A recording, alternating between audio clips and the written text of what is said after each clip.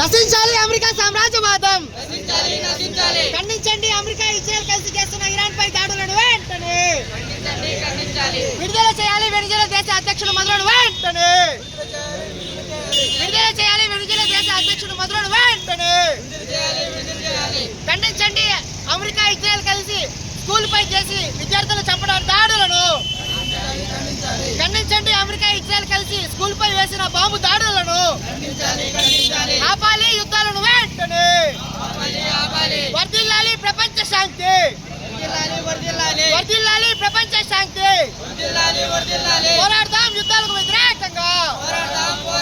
నశించాలి అమెరికా సామ్రాజ్యం.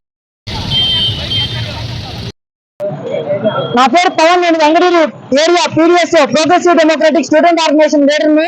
ఈ రోజు మా పీడిఎస్ ఆధ్వర్యంలో మేము ఎందుకు ఇక్కడ ర్యాలీగా వచ్చి ధర్నా కార్యక్రమం చేపడుతున్నాం అంటే, ఈ రోజు అమెరికా మరియు ఇజ్రాయెల్ కలిసి ఇరాన్ పైన దుర్మార్గంగా దాడులు చేసి ఆ దేశంలో ఉన్న ఆడపిల్లని మరియు చిన్నారులను సైతం అందరినీ చంపేస్తున్న దారుణమైన పరిస్థితి అయితే ఈ రోజు నెలకొనింది. కనుక ఈ దాడులు ఇవన్నీ కూడా ప్రాణాపాయాన్ని కలిగిస్తూ ప్రజలకి ఇబ్బంది పెట్టేటివని మేము గట్టిగా నమ్ముతున్నాం.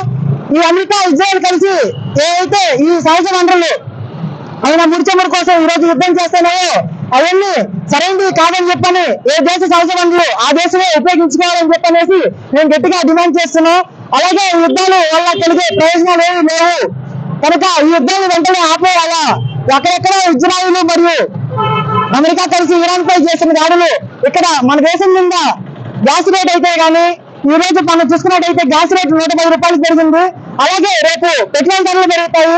ఎప్పుడైతే ఈ గ్యాస్ పెట్రోల్ ధరలు పెరుగుతాయో తర్వాత నిత్యావసర ధరలన్నీ కూడా పెరుగుతాయి. ఇవన్నీ పేద మధ్యతరగతి అయిన ప్రజల మీద అధిక భారాన్ని మోపుతాయి. కనుక ఈ యుద్ధాన్ని వెంటనే ఆపేయాలి అని చెప్పనేసి మేము ఈరోజు పీడిఎస్ లో ఆధ్వర్యంలో ఇక్కడ ధర్నా కార్యక్రమం అయితే చేపట్టాము. అలాగే మనం చూసుకున్నట్టయితే కనుక అమెరికా వెనిజులా దేశ అధ్యక్షుడిని అలాగే తన భార్యని కూడా ఎత్తుకెళ్తుంది. ఆ దేశం మీద డ్రగ్స్ ఇవన్నీ అమ్ముతున్నారని చెప్పనేసి ఒక తప్పుడు ప్రచారం చేసి ఈ ముడిచముడి కోసం ఆ దేశ అధ్యక్షుని అయితే తీసుకుని వెళ్ళిపోయింది. అందులో భాగంగానే ఈ రోజు ఇరాన్ పై ఇటువంటి దాడులు కూడా పాల్పడింది. అమెరికా ఇటువంటి సామ్రాజ్యవాదాన్ని మేము తీవ్రంగా ఖండిస్తున్నాము.